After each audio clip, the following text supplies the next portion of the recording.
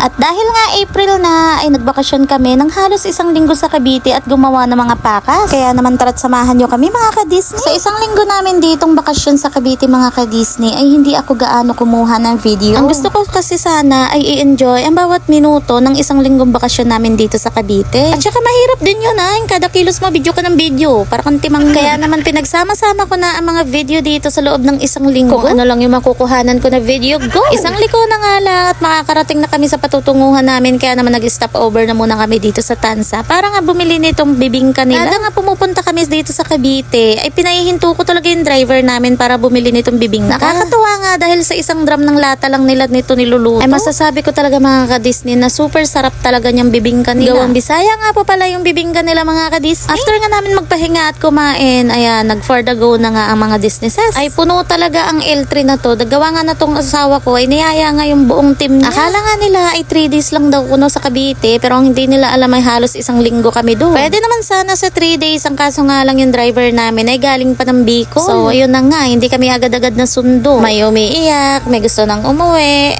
may nag-enjoy. May mga trabaho rin naman kasi itong mga to mga ka-Disney, kaya naman yung iba ay naiyak na talaga at gusto nang umuwi. Pero gustuhin nga namin ay wala naman din kaming magagawa. Gawa nga nang nasa Bicol yung ating service. Kaya naman tumagal ng halos isang linggo kami dito sa Cavite. Pagdating nga namin dito sa kapatid ng papa ko, abay hindi pa nga nagiinit yung mga puwet sa upuan, ay gusto na nalang matanaw yung dagat. Ay kapuputi nga nila nang pumunta dito sa Cavite, pero nang nagsiuwian, ay naku para nang uling. Ito nga bata na to na naka-blue, ay Diyos ko mga ka-Disney, pauwi na lang kami, nadekyap. Aray ko, paksa very hurt. Mababahal ng danito.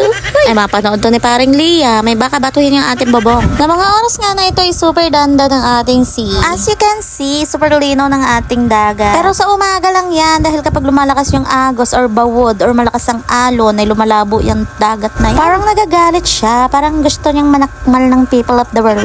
Umikot nga kami dito sa kabilang part, gawa nga ng sobrang tahimik ng dagat talaga for today's video. Gusto na nga nila agad dyan maglunoy. Sabi ko, wag muna, may baby shark. Hoy, charas lang yan. Etong video na to, ito yung unang araw ng pagdating namin dito sa Cavite. Kaya naman ito agad ang resulta mga ka-Disney. Abay nanguha agad sila ng mga talaba. Nagulat nga ako dahil ang liliit na mga talaba. Pero nung unang punta namin dito dati, abay ang lalaki ng mga talaba dyan. Sino kaya sa mga kasama ko yung may balat sa matinggil? Hoy, isinisip pa nga sa mga kasama. Ang halian na nga ng mga oras na yan, kaya naman umuwi na muna kami sa bahay para kumain itong kinila. Tapos nagulat nga ako dyan dahil yung mga pinsan ko, abay may inuwing mga baby shark at saka talangka. Talangka or alimango yan? Alimango yata yung tawag nila dyan. Abay wantosawa talaga kami sa mga seafoods ng mga araw na yan. Kaya naman hanggang dito na nga lang muna tayo for today's video mga ka-Disney. Gagawin ko ang part 2 na lang yung karugtong ng video na ito mga ka-Disney. Salamat nga po pala sa mga supportive viewers natin dyan. Like and share na nga rin po mga ka-Disney. Thank you for watching. Bye!